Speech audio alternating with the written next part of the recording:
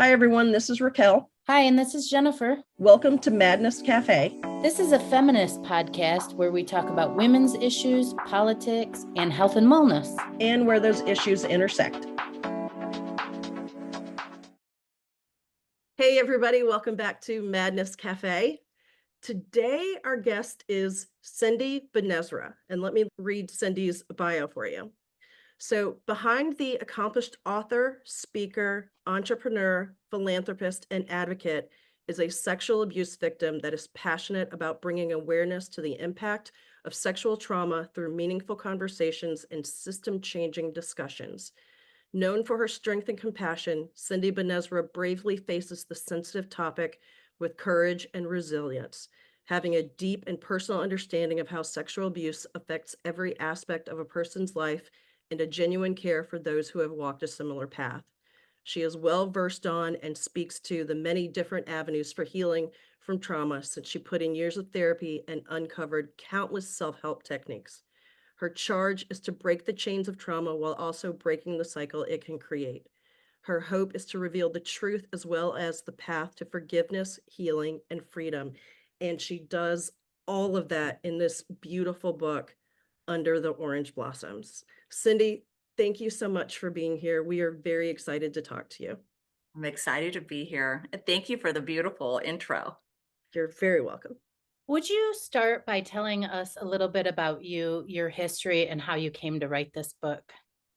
I'm a sexual abuse victim, and my father's my perpetrator.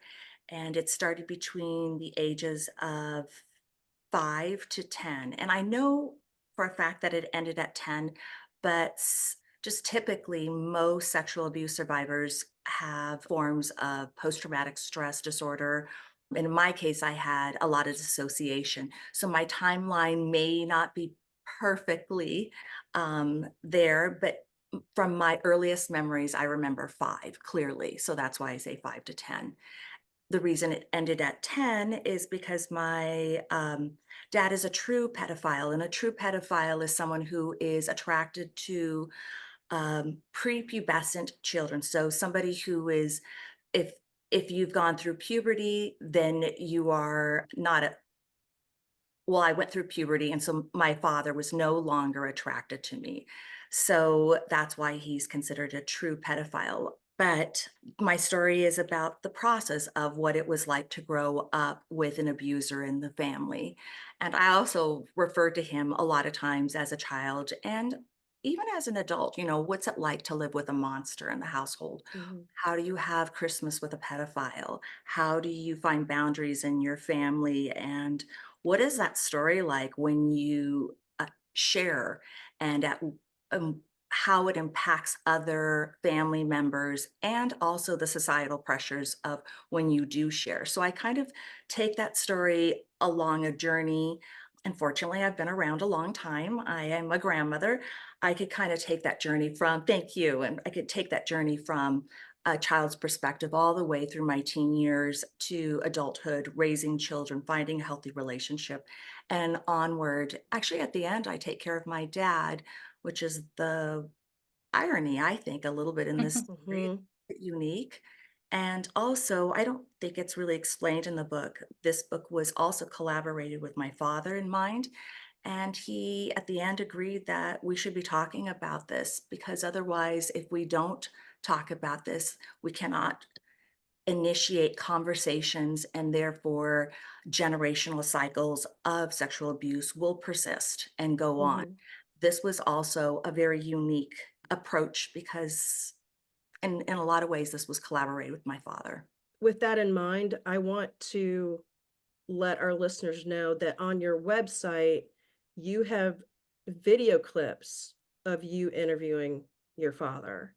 Mhm. And those are incredibly powerful. I personally have never seen anything like that where somebody interviewed their parental abuser in such, or at all, but definitely in such an honest and candid way. And I just have to say, I am completely in awe of you and your strength and your determination to get him to talk that you stuck with this and that you did those videos. So I know we're jumping ahead a little bit, but I wanted to put that out there because I was just awestruck by your strength. Appreciate the recognition, but I have to tell you, on the other side, I was shaking in my boots. It took everything in my body to stay present and be as neutral as I can in the Mhm. interview and not project my emotions or my feelings and just present the question and left so for example, the viewer to interpret however you would like to interpret that Yeah. interview. That's pretty special. Yeah. Yeah. You did an amazing job.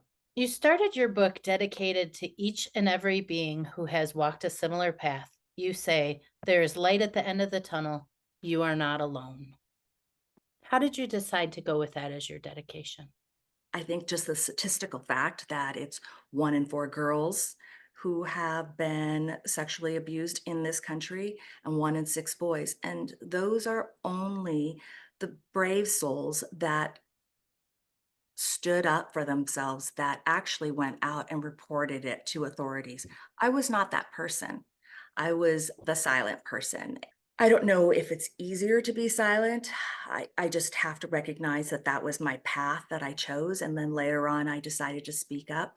I always look at those people and admire them. That takes a lot of strength to go that route, and it's commendable. But I think that in this process of going through this, I recognize that it's now or never, and I could see it from a little bit more of a different perspective, and I think so now I'm hoping that other people will, um, speak up. And, it doesn't have to be exactly the same, it doesn't have to be reporting, but I think every time you express or use your voice to share, that's a form of empowerment, and every time you do that, you release a part of that anger or a part of that shame or a part that you should not be holding because it's somebody else's shame, and you're Yeah. holding that, you're embracing that, and it should not be part of your scenario. That's not yours to own. And when you release that, there's a form of empowerment, and it's almost like magnetic in your body where you're like, oh, I didn't even know that I lost that. And it's Mhm. like finding an old friend that you had no idea. You knew it was hanging out in your body, but it's like, yeah, I'm back. And so I think that is the cycle. I'm hoping that people will use their voice and just share. So I just want to say, in terms of that statistic, there's 3 women on this call. 2 of us have been sexually abused That's right. within our homes, right? So it's probably a much bigger statistic. I also didn't report because I also have suppressed memories. For a lot of young women, young girls in their own homes, we don't even have memories of what happened. So how would we report? Like, Mhm. how we can't even hold that on ourselves. It's Yeah. also interesting that most of the time women find out that they have been sexually abused, which is really interesting.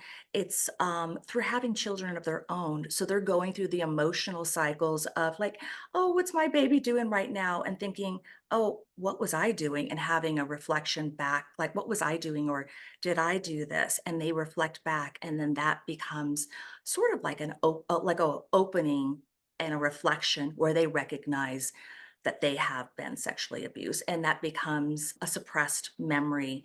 And so it's very, very common that women find out that they were sexually abused after they gave birth or they're raising their own children. Yeah. On page 80, and I want to go back a little bit to you say, the conversation around some people don't report. A lot of people, I'm sure, don't report, but you're talking about having the conversations, right? And letting go of what is not yours to carry. Mhm. On page 80, you write, I discover that I can let go of stored pain and trauma through the toughest and most honest conversations. And I find that that's just so powerful. And it's just, that takes a level of strength and inner determination that I think is really key.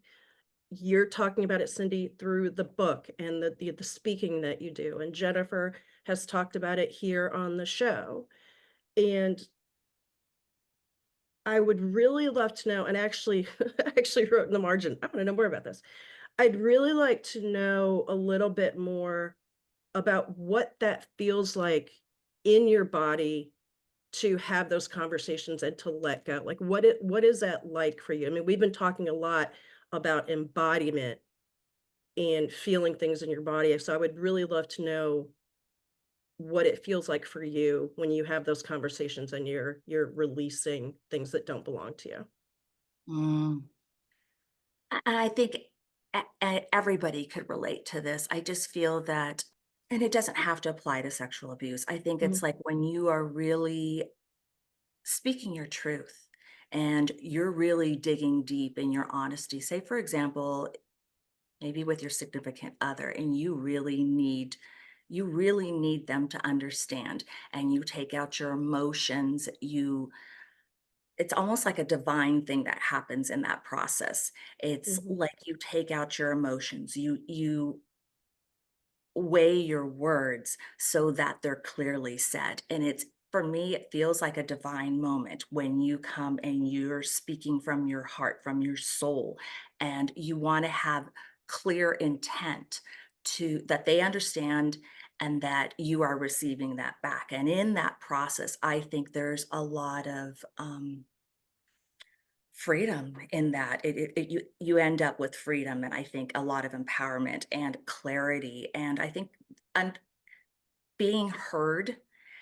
I think that's the part where you everybody wants to be heard, and when you have those mhm, clear moments, you're like, oh, I'm heard, I'm seen.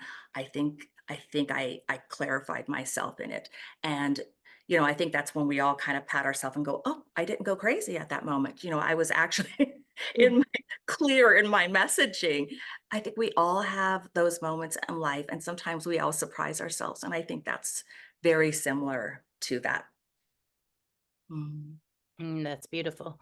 yeah. In the book, you touch upon a really tough subject as your memories are starting to come in your teenage years.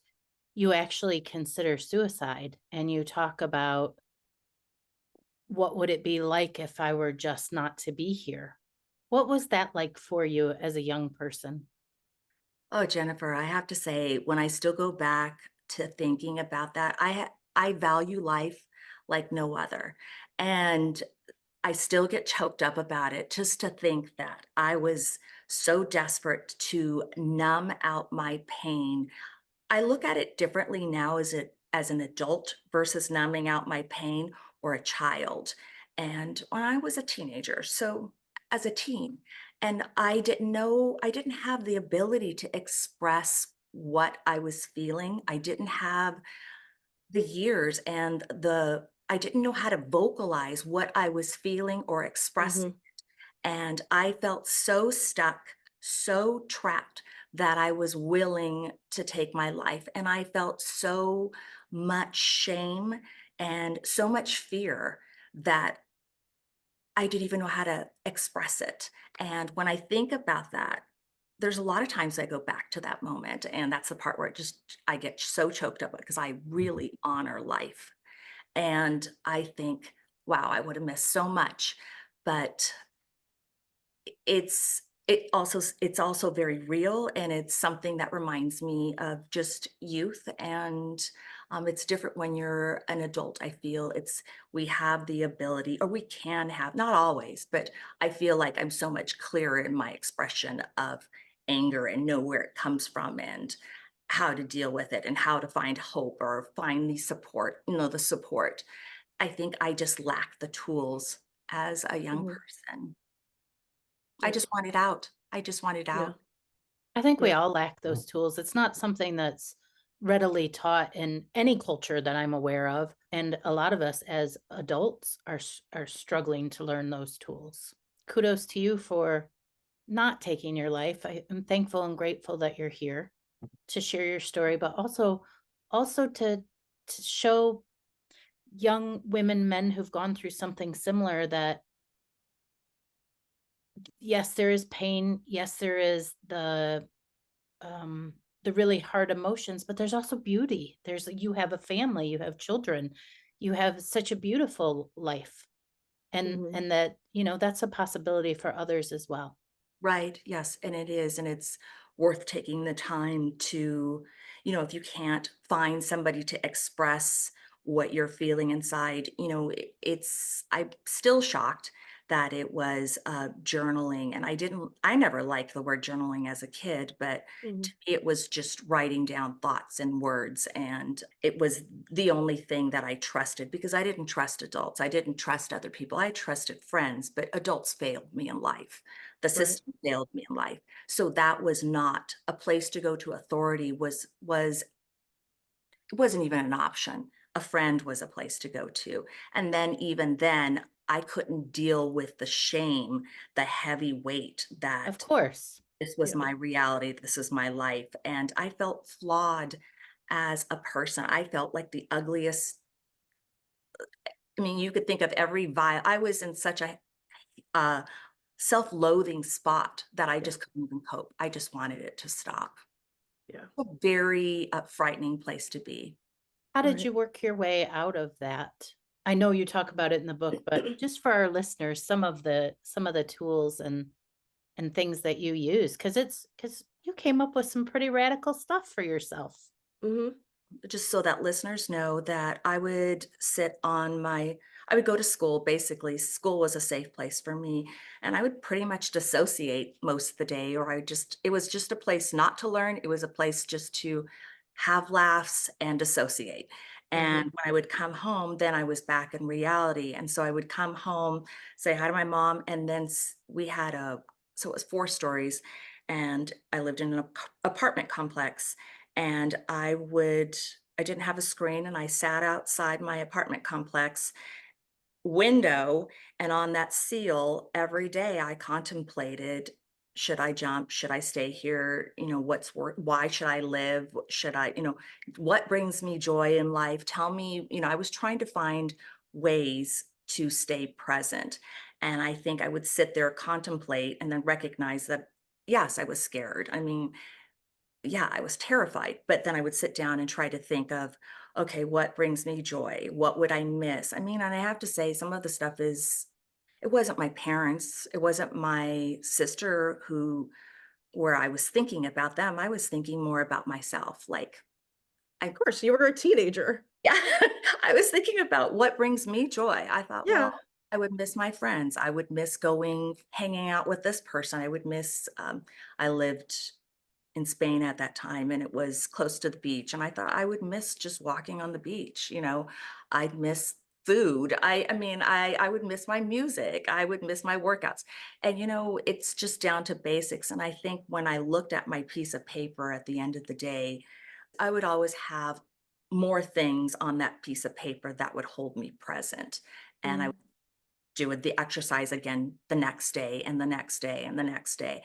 But I think looking at all that journaling, I would look and go, write it pros and cons, you know, if I was gone. But that's what I recognized too in that process. It wasn't about my family. And I think I recognized it was about filling that hole, and it was Mhm. self.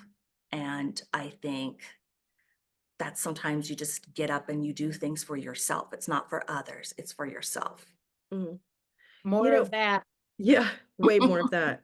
Yeah, And, more of that, you people. know, one thing that I found very inspiring is that you you just inherently did things that gave you peace or that helped you work through things, right? Like the writing and the swimming and or being in water and imagining these words and feelings on your body and then the water washing them away and the color visualizations. I just found that that was so I don't know, it was almost like you were wise beyond your years doing these things because these are techniques that just gonna speak for myself. Some of these techniques I didn't learn until I was a full-grown adult, and I mean well into my adulthood. So, I was just, like, reading the book and you're doing all these things, I'm like, "Wow." that's a great method. Like, what? And you're just like, oh, and I just did this thing, or I would just, So when did you realize that, oh, okay, I am doing things that are good for me. These things are helping me.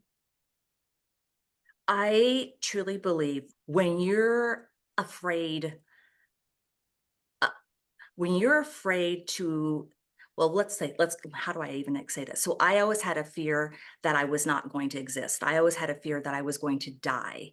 So Mm, I thought my father was going to kill me, harm me. I really never really believed that I would make it past grade school. And then later on, going back, recognizing it, stepping right back into that fear, it was sort of, it's just me, myself, and I. And so I mhm, went into that really, I had been there before. I thought, okay, this is just me. It's not about, no one's going to save me but me. And I think when you take out TV, when you take out music, when you take out friends, when you take out your family, and you really sit down with yourself because you're so in pain, that's all you have is yourself. And until you get pushed so far, you recognize that it's only you in that room. And if you have a piece of paper in front of you, it's almost like you're in touch so deep with your grief and your pain. You actually are innately guided in a sense because we all know our fix. It's just we don't want to take the time to go that deep because it hurts so mhm, much to go mhm, so deep. And I truly believe that we all innately know how to heal ourselves. It's just taking that time.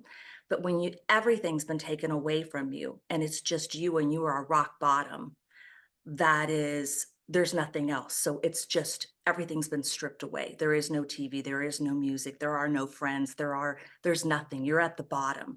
So that's the point where you sit there and you can kind of go, okay, what is it? What doesn't cost any money? How do I do this? It's mhm, not about money. It's really about you're at your rock bottom and how do I dig out? And a lot of times those things are we know them. I believe every person knows them. I do believe that. I think we all innately have those keys. It's just truly being rock bottom and taking the time to listen to ourselves. Listening to ourselves. mhm. I think as I'm getting older, that's what I'm really learning is I always used to say, I don't know, I don't know. But the truth is we do know. We We Yeah, do know. know. We know. yeah. We're It's our just best. taking the time to slow down or to just stop And and and to take all stop, the noise away. yeah, Yeah, stop listening to everyone else's little exactly. chitter chatter. What am I telling myself?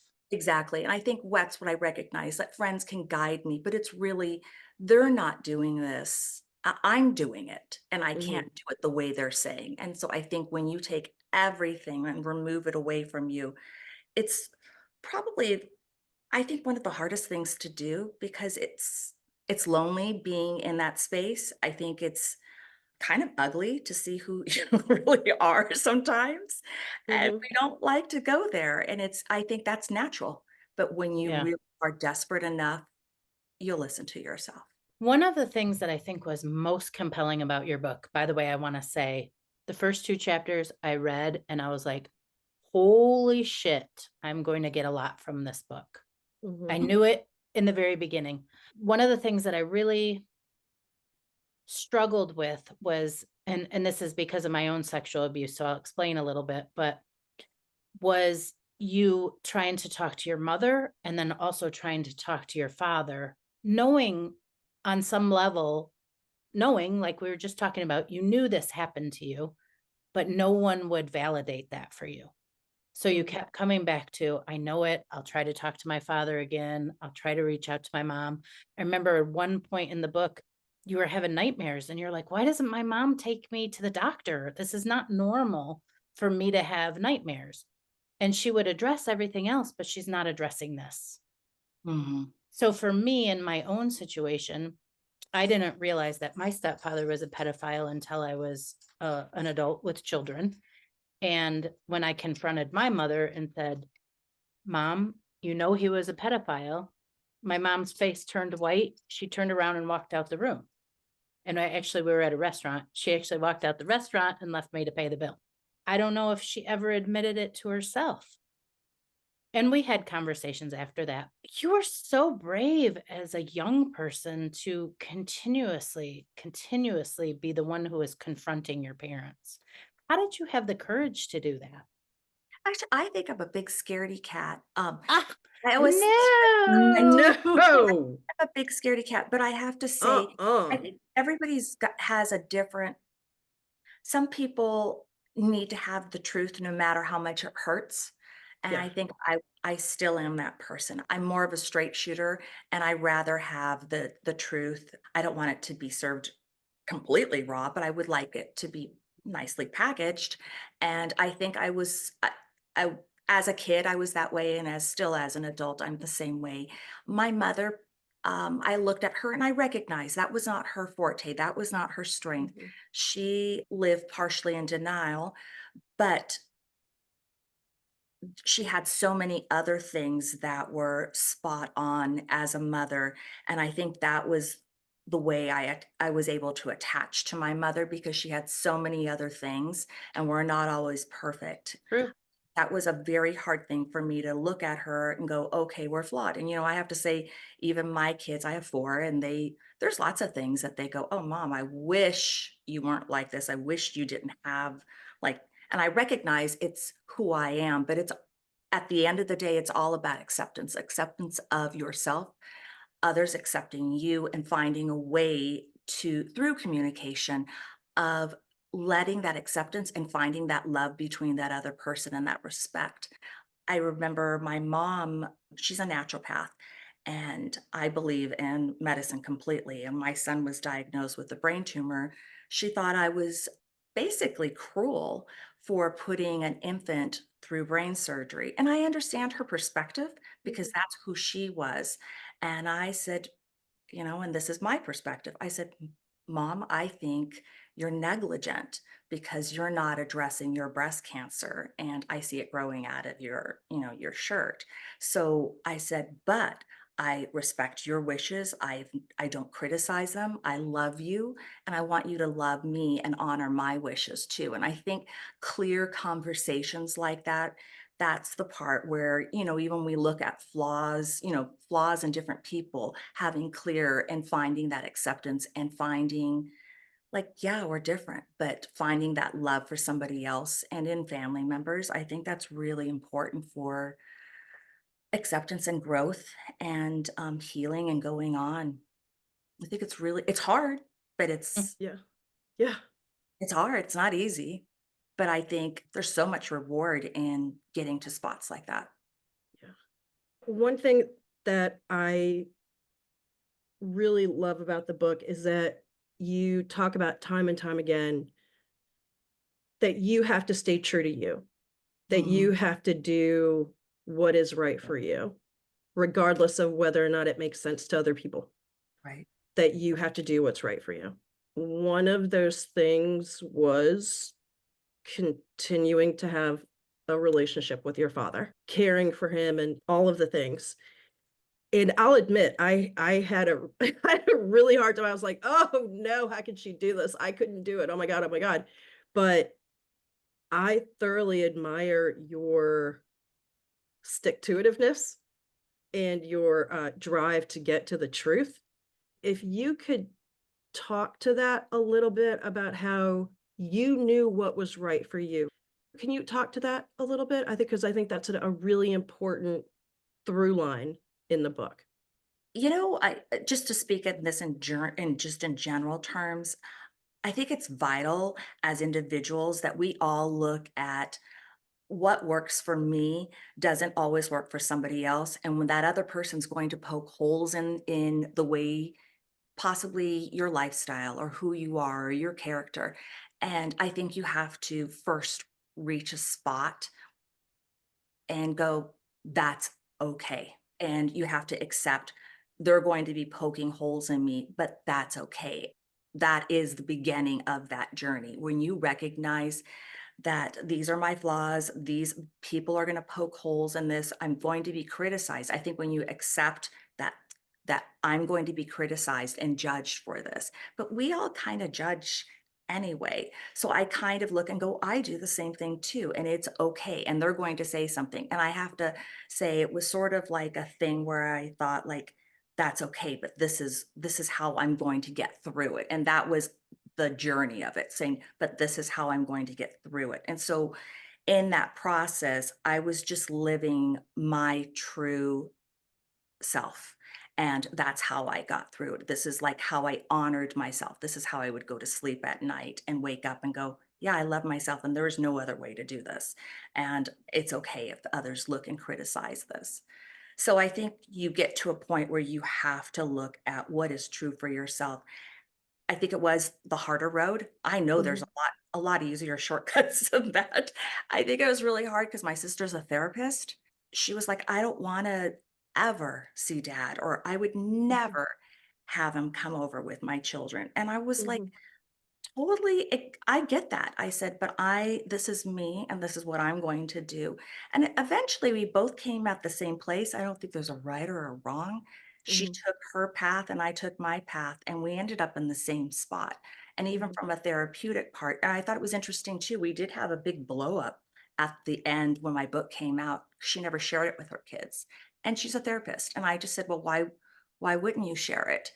And she's like, "Well, I don't want the kids to be influenced and look at their grandfather differently." And I'm like, "Well, this is what I'm doing. This is how I'm doing it. I don't judge you. You know, you do you and do what works for you, but don't." I said, "But I need your support on this by not shaming me through my process or throwing stones at my process." And I think when you go through a lot of trauma and to get through this, you really have to be brutal, honestly, really like what you can handle and what you can't handle. I don't know. Like I look back and still think like, how did I was the quiet person. Like, and I still think I still am the quiet person. I just think I had a lot of conviction Yeah. and very clear in my thought. And I think it's because everything had been stripped away from me. There was nothing. If you have nothing, you create your own scenario.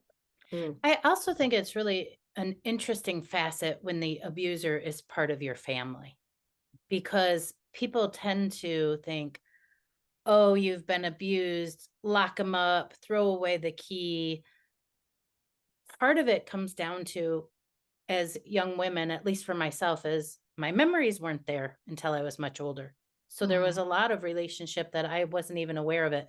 But then the second thing that I've come to realize is that as my memories were coming or I was remembering certain things, I was looking for this horrific, violent abuse. And that isn't what happened. The abuse came through tender moments of love, albeit that they were distorted love. But a child doesn't know that. A child thinks, this is my father, this is my stepfather. He loves me. Why would he hurt me? And yet, at the same time, the child knows they're being hurt. Right. And so it's a very complicated relationship. It's not clear cut. I had a hard time reading that part of your book too, where you were letting your father come into your house and taking care of him when he was sick. And I was asking myself, could I have done this? And then I could not. re- and then reading through to the end, I thought, well, maybe I couldn't have been strong enough to do it. And maybe I wouldn't have. I don't know. My stepfather died when I was just a teenager. But I think for yourself, you did what you needed to do for yourself. And Ex- that is the most beautiful and non self abandoning thing. Yes. That is what we are meant to do. We are meant to heal these things within ourselves. And what I really love about you talking to your kids about it is if we bring these things out, we bring them into the light, the chances of us repeating them again and again and again are diminished. But Mhm. if we keep it a secret, then nobody knows. And then the next person is experiencing it and they're like, oh, I'm the oddball out. No one else experienced this. I'm not going to talk about it. And yet it continues and continues and continues within families. So I don't know if I could have done it, but I really honor you for doing it. Thank you. I have to say, one Mhm. of the exercises I still do occasionally with the family is I know this is way out there, but I've been pushed really hard, so this is where I come up with some of this stuff, is I'll sit around and, I noticed that, like, when my husband I was thinking the last time we did this, my son-in-law joined the family, and my husband apologized for, I don't know, it was some kind of behavior, and so he went around to every single person in the table. We were just having I don't know, it was brunch at the house, and he went around to every single person and apologized and then asked them how he could have done differently or what he could have done. And by the time we got to my son-in-law, he was just sort of like, oh my gosh, like, this is a trip. And I recognized in that moment, I think I recognized that we have, because of this, of having a pedophile in the family, having to set boundaries all the time, that we have opened up this incredibly raw and clear conversations where, like, these are my flaws. What can Mhm. I do to help you get through this? But this is who I am. Can you help me? Can you accept me? Because I want to accept you. And I think when my son-in-law came in, he was like, oh my gosh, like, who is this family? I don't know if I could do this. And he was uncomfortable at saying, like, oh, Mr. Benezra, you're fine, but and I don't wanna even go there and say anything more, but it was like an exercise for him, and I recognized at that point that this was a long established thing that I have done with my kids, and it changed who I am as a person, and it changed the way I ran my household, and we're so open in communication, but I don't think that's normal, but it did change the way I communicate a lot. I look at this and I keep on using the scenario, and I use this because when I look, I'm terrified of dogs. I really am terrified of dogs. But if I saw a dog on the end on the street somewhere and cars were driving by, I would stop. Mhm. Even though I'm terrified of getting bit, I'm terrified of dogs, I still would pick up that dog and I would take it to the vet, even if I got bit. And that is my true nature. And if I drove past the dog, then I would be thinking about it days. If that's how I looked at my father. He was the dog on the side of the road. And yes, I got bit multiple times, but I would still take him to get help because I would be denying who I am as a person, and I couldn't live with myself. I could not go until my 80s and 90s and knowing that Yeah, I'd done something different. I think that would be owning a shame on a level that I would not want to own. right. Yeah. Did you want to read part of your book? Yes. Oh, okay, I gotta be honest with this. I I have not read my book after I wrote it. I never read it afterwards. Well, you Ah, did a great job. It's a beautiful book. And and speaking of that, literally the way that you write, there are so many beautiful sentences in this book that I just yeah, like I'll just read one thing on let's see, it was on page 25. Just the way that you string some words together was quite lovely. And this is just one because I underlined a lot of things in your book. You wrote, this is on page 27. You wrote, I'm in a silent hell. I face the shattered fragments of unwilling memories barraging me throughout the day when I should be living a carefree teenage existence. I mean, I know it's about a horrible thing, but just the way that you string the words together and just sort of, the flow and the cadence of the sentence, it's beautiful. So I know you haven't read your own book, but you did a good job. Thank you. I have to say I failed English. I was always just terrible at it. So for me to write this was a huge challenge, and I'm a dyslexic. So spelling is not my forte, and I never took any writing classes. It was just sort of like the words in my head, the way I think. And because I don't have any skilled writing instruction, I just wrote from the way I talk.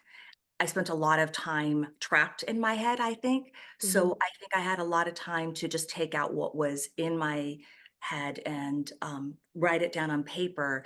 And there's still, when I read this, I notice my voice cracks, and it's different having in your head, writing it down, but to hear your own self say the words, it still brings a lot of emotion. But when I'm even feeling it right now, it brings a lot of emotion Well, because you don't have to read. no, I will. But Yes, no, no pressure, no pressure. Well, you don't have to. no, no. I just have to say, I think that's another part of trauma is that unfortunately was part of where the trauma lies still to this day is in anything that happened in my childhood. So numbers and spelling Mhm, are still the shaky parts. And developmentally, it was everything else after that I could do, but still, that is the scar that I still carry to this day. And am I mad? A little bit, yeah. Yeah, because I mm, feel like that wiring got distorted. And I do feel that I'm very whole, but I think there's a lot of things and fears that I have that I recognize that other people don't have. But then mhm. I'm not trying to rationalize it, but I sometimes look at other people and we all have our stuff. There's always something going on. And Yeah. that's what Mhm. that's the beautiful part about people. That's the cool part where you kind of go, oh my gosh, they've got that, but they're so amazing. And so I just have to embrace that. I just have to go with that. Yeah. So I'm not a writer. And so that's why everyone goes, oh, it's such a unique style. It's just the voice in my head. It's beautiful Thank you. the way that you write, so. Thank you. Thank you. I have never been asked to do this, so I'm kind of honored. And when I was looking through, I was trying to do it as fast as I can. But when I was looking through, I think it's still about the oranges. And the orange, the going, I would run away all the time because I had no place to go. And I think running away and finding sanctuary in the orange orchards and how it played a role in my life, just biting into an orange and reconnecting myself when I would dissociate, or I never really knew if it was going to be sweet or sour. I feel that life sometimes is very, very similar to that. We don't know if that bite is going to be sweet or sour. If we go down that road, it's going to be rewarding or not. And I still feel in a weird way that I compare a lot of life's analogy to oranges. And in that orange orchard, part of the reason I would go there is because those trees did not hit back. Those trees were always stable. They were, in a lot of sense, my parents. They didn't hit back, they didn't criticize. And I think that's why I found such a beautiful sanctuary. And I really truly believe with having all the senses of the orange blossoms, that the fact that I could eat the fruit and have hope that I could grow too and to Mm. be something better, and that those trees were hugging me. I found my role models and I found something greater than myself. And I think I'm so grateful that I actually had that and that I found role models, not in humans, but in trees, because that was the only thing I could trust. That is really kind of the the poignant part of just of about the orange orchards and where I found that sanctuary. And that's something I can't explain in the book. It's more just right here in the here and now, but that's really like the significance of that. Yeah, we could find a lot of beauty in nature. Mhm. There are wounds that never show on the body that are deeper and more hurtful than anything that bleeds. Laurel K. Hamilton. I pop a warm orange slice into my mouth and methodically eat it to distract myself from the pain. I notice the texture and the sweetness, taste the way sunshine feels. Everything about oranges bring me a sense of calm. I felt this way since I ran away to the orange orchards as a little girl. I read somewhere that an orange scent triggers happy endorphins. I'm living proof. Still go back to that one. I threw myself down on a berm, buried my head in my arms, and sobbed. The kind of crying that leaves you breathless. The kind of crying that feels like you'll never end. The rustling of the orange trees was so soothing, it felt like a blanket wrapped around me. The shadows of the leaves danced across my closed eyes. I could have stayed here forever, living off the juicy oranges and sleeping on the warm earth beneath the blossoms, intoxicated by the aroma. Maybe it would help me forget. And when I kind of go back to that, I still wish I could forget, but I can't. I think there's too many people who've been out there who exactly walk the same path. And it's not about sexual abuse. I think it's any forms of trauma. We are Mm, not exempt of tears and pain or trauma. mhm, It's an acknowledgement that when we share, we all feel closer and more connected together. And there's solace in that. mhm. Cindy, was writing this book a healing process for you? Not at all. No? No, it was extremely traumatizing. It's y- I I know everybody can relate to this. You have the worst fight of your life, something that actually shaped who you are, and you go back to that experience. In your mind, it's done, and you're Mhm, like, okay, and sometimes you'll revisit that spot. But when you write about a traumatic event and you have to recall the emotions and the feelings where they lie in your body, mhm, what the room looked like, who said what, who didn't say anything, the feelings, that's almost traumatizing yourself all over again. But I kept on stopping and thinking like this is not about me, and it would be a shame if I didn't share what had happened in mhm, the past, because there's too much knowledge here, there's too mhm, much wealth in this trauma. And hopefully somebody, that's what I kept on thinking, I kept on picturing myself as a little girl holding my hands, my knees to my hand, head down, thinking I was alone, and I just wanted to I kept on thinking about that person and trying to reach that young boy, that young girl out there, and that's what kinda kept me going. and I'm not trying to be, or I hope this doesn't come across as insensitive, but was the re-traumatizing, okay, sorry, now, was the re-traumatizing of going through and writing the book, was that worth it for you? Is Um, having this out in the world worth what it was, all the re-traumatizing? yeah, I really do believe that. I hear more back from men.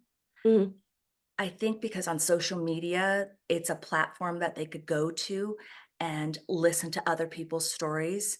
So I hear more back from men, where women pick their choice, their places. I'm generalizing, but I hear more back from men in person. So I'm mhm, out because I'm an event planner. I hear back and men will say, "Oh, I'm following you. Hi." And they're introducing, and they'll come back and they'll share their story. Like it was a teacher who touched me. It was my uncle. It was my brother. It was, actually, I've heard all sorts of things. But anyway, long story short, when I asked them, would you be willing to share this? Because I would love for a man to, there's so many men out there who are so isolated out, so many mhm, men who are so isolated out there. And because it's not, society doesn't allow a platform for them to hold a space for them and their grief and their pain, because right. so many levels of shame on that as women, I don't even think we understand how intense it is out there. And when I hear, especially these men saying, no, I could never do that, but thank you. Thank you. You've actually allowed what was going on, my problems, like what was going on. I haven't shared it with my significant other. I have never shared this with my wife. It's actually changed my sexuality. When I hear that, that is it starts with one person and it's a ripple effect. So Yeah. when you have one person in that ripple effect, I just it just brings me joy just knowing that somebody else, it's just taken some of that grief out of that person. Yep. Mhm. How can people get in touch with you if they want to after hearing this episode? The best way is www.cindytalks.com. I have a blog and you could reach out there. My book's coming out in Spanish. to reach a whole other demographic. So I'm really excited for that. I think I'm going to put a new cover on it and re-release it. And I think about I may possibly just write a book just on tools I didn't recognize. I just started this. I was just sort of like, well, I don't know. I hope it's going to if it changes 10 people's lives. Hallelujah. I may never know, but now I'm recognizing that there's a lot more people out there who are just looking for another person out there just to show them a way. This is not the right way. There's no right or wrong. This is just another person's story. But if somebody could take a portion out of there, even if it's just hope or maybe one tool or share it with somebody else, that's how it all begins. And that's how change begins, is just by sharing. Thank you. Thank you for being on today. Thank you. Thank you so much, Cindy. Thank you for writing this book. Thank you. Thank you, girls. Thank you. You seriously, thank you for sharing all this and putting this out into the world and being so open and having the hard conversations. Thank you for your bravery. Grateful. Well, Raquel, as we recap today, I'm really curious, what has brought you to tears? A couple of things.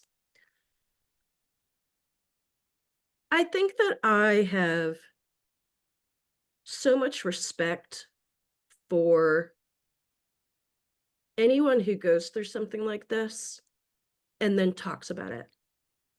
I have a similar reaction when you talk about what you went through.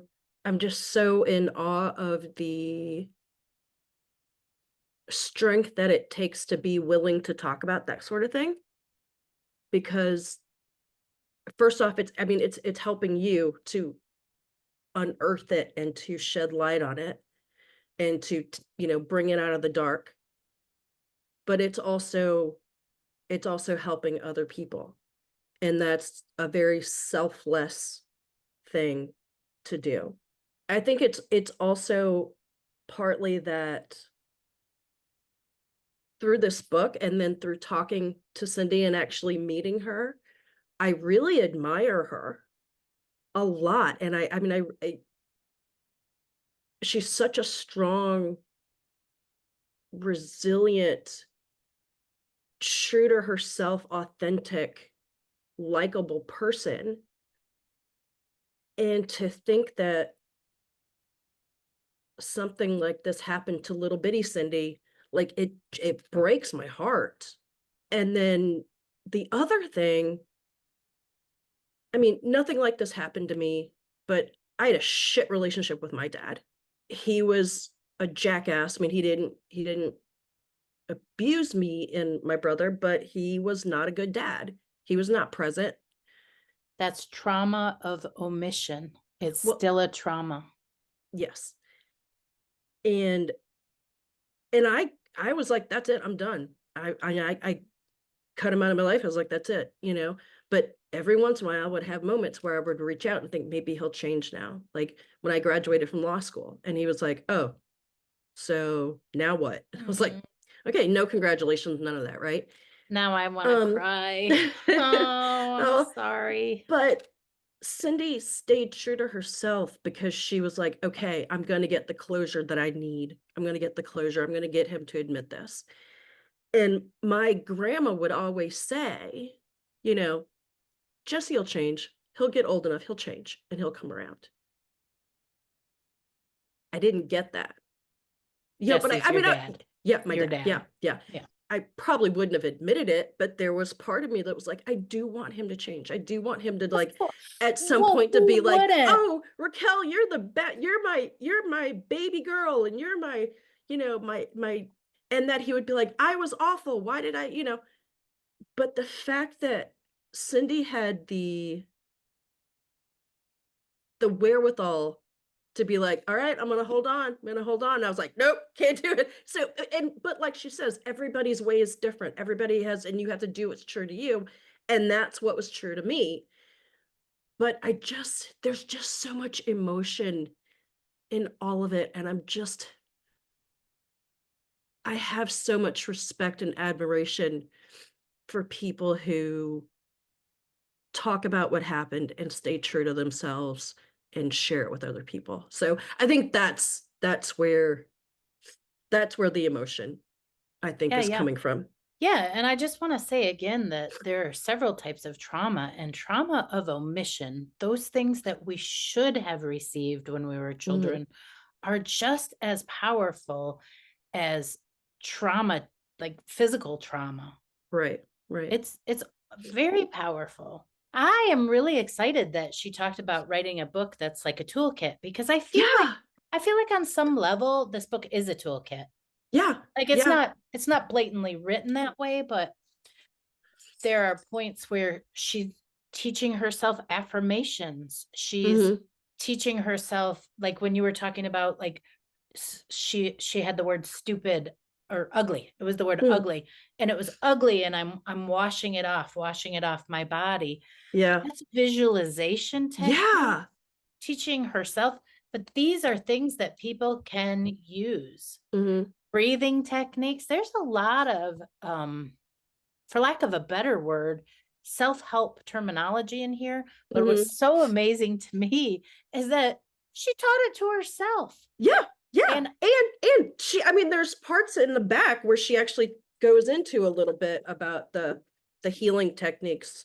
and I think what she said, and this is one of my big takeaways, is if we take the time, whether we're in trauma or not, to find ourselves some quiet space, to get away from noise, to journal, to Mhm. listen, to just listen to what we ourselves, each one of us individually, is thinking, feeling. Where am I feeling it in my body? What's coming up for me? We know. Yeah, We know what is right for ourselves. And people can tell us we're doing it wrong, but we know. yeah, yeah, We and know. and And I I've seen you do that, Jennifer, in doing what you know is right for you, in sharing your story and things that you've been going through or that, have gone through in the past. And I have to say, I have an incredible amount of admiration and respect for you as well. feel like I do. No, seriously, I really do. I have so much respect for you for that. Feel like I'm learning. I feel like I spent a lot of time saying, I don't know. I don't know. I don't know. And then now I really am trying to be like, even like simple things like, Mhm. what kind of ice cream do I like? Right. I actually like butter pecan. Like remembering that. Do I want to do this? Do I want to go to this place? How do I feel about writing about my own trauma? I've Mhm. been trying to write a book for a very long time, and I go back and forth about like really listening, like how much of this do I actually want to put on paper? That's a beautiful story. It's really well written. That's the big takeaway from this in a lot of ways is like you said, it's a through line. Mhm. Learning how not to self-abandon in the process of not even trauma, just the process of life. Mhm. How do we not self-abandon? And I believe that the way Cindy raised her children, talking about those things around the table, Yep. telling them the age-appropriate truth of what happened with their grandfather, that allows them to have a voice that we weren't ever allowed to have. And Yes. it allows them to learn earlier than we were allowed to learn it, not to self-abandon. Mhm. Absolutely. I really recommend that people Mhm. get their hands on this book, especially if, well, I can't think of a soul who hasn't had some kind of trauma. It's a helpful book. It really is. And it's a really hopeful book.